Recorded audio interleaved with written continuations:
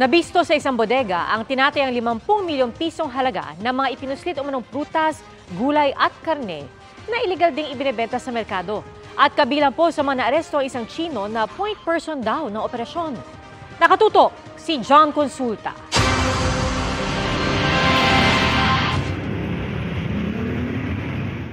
Magkakasunod na pinasok ng mga tauhan ng NCRPO ang warehouse na ito sa Balut, Tondo sa Manila. May mga kasamang prutas, sir. Sa loob ng unang pinasok na cold storage, kahong-kahong mga prutas at gulay ang nakita.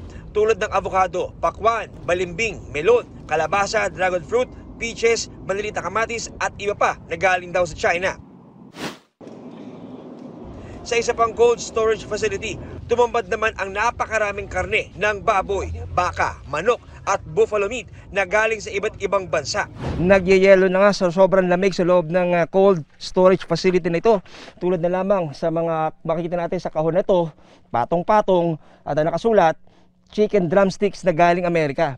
Habang sa bagay ito naman, nakasalansan ang sobrang dami ng baboy na muli galing China. Inaalam na ngayon ng NCRPO kung gaano nakatagal nag-operate ang illegal facility nito at kung sino-sino ang nasa likod ng illegal na operasyon.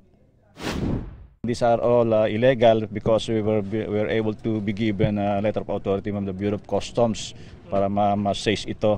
And these products are not safe for consumption of the public dahil hindi dumaan sa ating Food and Drugs Authority Administration, and likewise it derives income to the government.